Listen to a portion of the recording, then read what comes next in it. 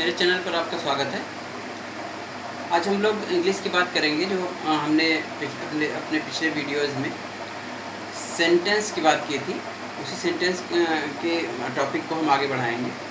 हमने अपने पिछले वीडियो में सेंटेंस के फर्स्ट पार्ट सब्जेक्ट की बात किया था। सब्जेक्ट के बारे में हम बात किए थे कि सब्जेक्ट कितने टाइप का हो सकता है।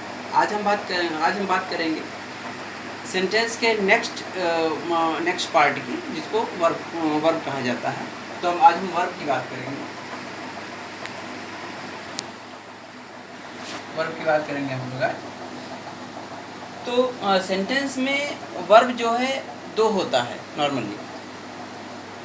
एक होता है हेल्पिंग वर्ब, एक होता है मेन वर्ब। एक एग्जांपल के तौर पर एक सेंटेंस हम लिख लेते हैं, जैसे विद्युत इज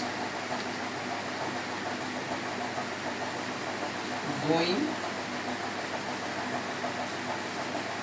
होम। ठीक है। अब यहाँ विद्युत जो है सब्जेक्ट हो गया, जिसकी बात हम पहले किए थे कि सब्जेक्ट जो है तीन टाइप का हो सकता है। या तो वो पर्सन होगा, या तो प्लेस होगा, या तो थिंग होगा। या तो कोई चीज़ होगी, या तो कोई जगह होगी, या तो कोई आदमी होगा। वर्ब जो है वो दो टाइप का हो सकता है। एक हो सकता है हेल्पिंग वर्ब, एक हो सकता है मेन वर्ब। तो यहाँ हम दो वर्ब की बात कर रहे हैं। एक वर्ब की बात कर रहे हैं जिसको हम बोल रहे हैं हेल्पिंग वर्ब,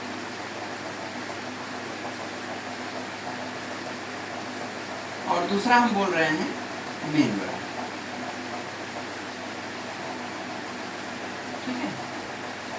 एग्जाम्पल के तौर पर हम यहाँ एक दो एग्जाम्पल केवल लिखेंगे, जैसे IS इज, या ARE आर, या एम। एग्जाम्पल के तौर पर हम ये तीन हेल्पिंग वर्ब यहाँ लिख रहे हैं। और मेन वर्ब के लिए एग्जाम्पल के तौर पर हम यहाँ एक दो एग्जाम्पल ले रहे हैं, जैसे गो, रीड।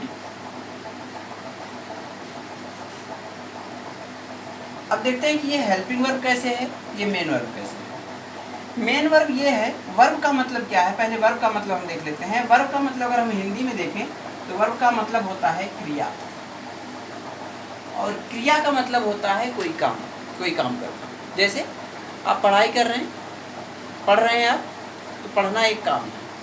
आप जा रहे हैं, जाना एक काम है। आप बैठे हैं, बैठना एक काम है। जा रहे मतलब गो, बैठना मतलब सिट, पढ़ना मतलब रीड, आना मतलब कम, खेलना मतलब प्ले। ये सारे जो जिनसे कुछ काम झलकता है, जिनको बोलने पर कुछ भी काम झलकता है, सोना, पढ़ना, खेलना, कूदना, उठना, बैठना, जो भी है, जिस शब्द से कुछ काम पता चलता है उसको हम क्रिया कहते हैं, या उसी को वर्ब कहते हैं। ठीक है। तो चूंकि उसी शब्द से हमको काम पता चल रहा है जिसको हम बोल रहे हैं, जैसे प्ले हो गया, वो हो गया, ठीक उसी से, तो उसको हम कहेंगे मेन वर्ब, मुख्य क्रिया। मतलब वही मेन काम है, मुख्य क्रिया है, मेन काम वही है, that is called main verb. ठीक है। अब एक सेंटेंस में जब हम जैसे विद्युत इज गोइंग हमने लिख दिया, जिसमें हम बोले कि गोइंग में से गो जो है ये हो गया वर्ब। ठीक है, मेन वर्ब। इंग तो उसकी कंटिन्यूटी दिखाने के लिए इंग लगाया गया है। वो आप अगर आपको नहीं पता है तो आप कमेंट बॉक्स में डाल सकते हैं, वो इंग क्यों ING क्यों लगाया गया है वो हम आपको बता देंगे। बेसिकली गो इसमें का मेन वर्ब। तो विद्युत वो सब्जेक्ट हुआ, गो इसका मेन वर्ब हो गया। लेकिन अगर हम केवल इतना लिखें कि विद्युत गोइंग, इसका मतलब हो जाएगा हिंदी में विद्युत जा रहा। ये कोई सेंटेंस नहीं हुआ। विद्युत जा रहा ये कोई सेंटेंस नहीं है, इनवैलिड सेंटेंस है। तो जा रहा है के बाद हिंदी में है लगता है, विद्युत जा रहा है, वो जो है वही सेंटेंस को पूरा कर रहा है, और वो गोइंग की हेल्प कर रहा है इस सेंटेंस को पूरा करने में। इसलिए इज जो है उसको हो गया गोइंग का हेल्पिंग वर्ब। इसलिए हम कहते हैं कि इज आर एम ये हेल्पिंग वर्ब है। ठीक है, तो ठीक है, तो ये दो चीज़ें थी इसके बारे में। और मेन वर्ब का एक लंबी लिस्ट है मेन वर्ब की, जिसको आप याद कर सकते हैं, क्योंकि बहुत सारे मेन वर्ब अगर आपको याद रहेंगे तो आपको सेंटेंस बनाने में काफ़ी हेल्प मिलती है और आपको इंग्लिश जानने में काफ़ी अच्छा रहता है आपको। इसलिए आप ज़्यादा से ज़्यादा मेन वर्ब जितना ज़्यादा से ज़्यादा हो सके उतना याद कर लीजिए। बाकी इज़ आर एम बहुत टाइप, मतलब हेल्पिंग वर्ब बहुत टाइप के होते हैं।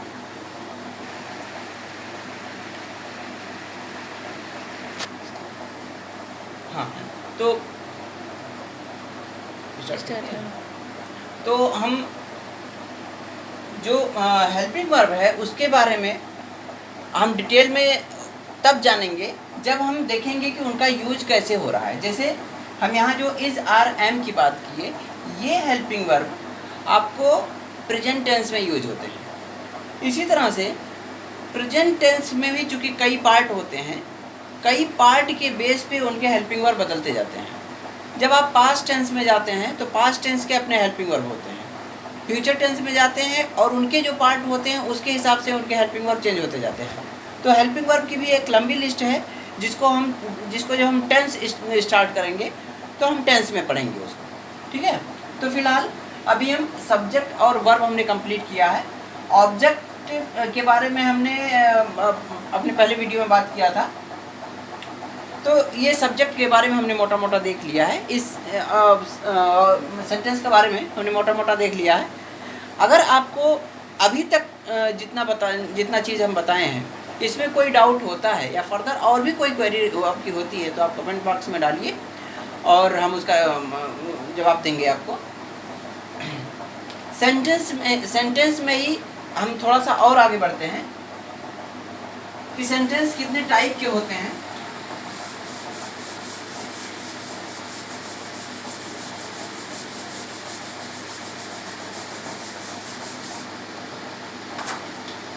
टाइप ऑफ सेंटेंस जो है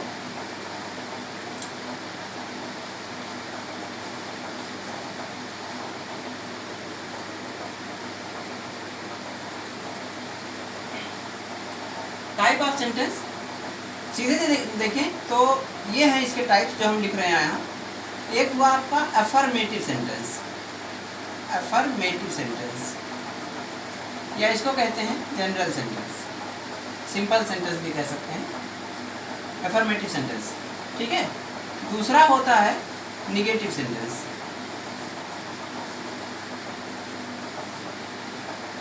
तीसरा होता है interrogative sentence,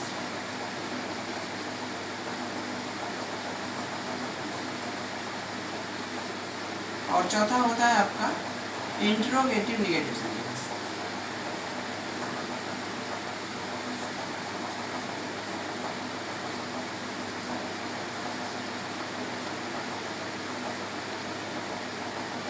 interrogative negative sentence इसमें क्या है कि आपको एग्जाम्पल के तौर पर जैसे अभी हमने लिखा कि विद्युत इज गोइंग होम, सिंपल सी बात है। तो विद्युत इज गोइंग होम ये हो गया अफर्मेटिव सेंटेंस, सिंपल सी बात कही गई है इसमें। अगर इसी में हम नॉट लगा देते हैं, विद्युत is not going home, is not going home,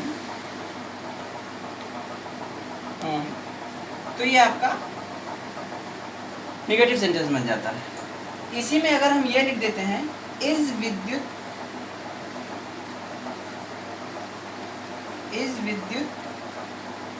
going home, is विद्युत गोइंग होम, तो ये इंट्रोगेटिव सेंटेंस बन जाता है आपका क्वेश्चन वाला। और अगर इसमें हम लिख देते हैं इज विद्युत नॉट गोइंग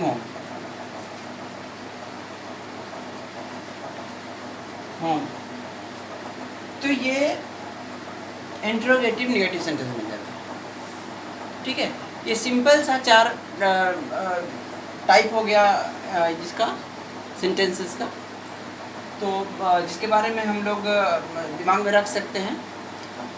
और अपने आने वाले वीडियोस में हम फिर से सेंटेंसेस के और टाइप देखेंगे, जिसमें मेनली होगा, जिसमें ज़्यादा प्रॉब्लम्स आती है लोगों को, एक्टिव और पैसिव सेंटेंस, और दूसरा आएगा डायरेक्ट और इनडायरेक्ट सेंटेंस। इन दोनों के बारे में हम डिटेल में जानेंगे। तो इनके बारे में जानने के लिए वीडियोस, हमारे आने वाले वीडियोस भी देखते रहिए, और शेयर करते रहिए, कमेंट करते रहिए, और सब्सक्राइब करते रहिए। और जो भी डाउट हो कमेंट बॉक्स में डालते रहिए। So keep watching, thank you.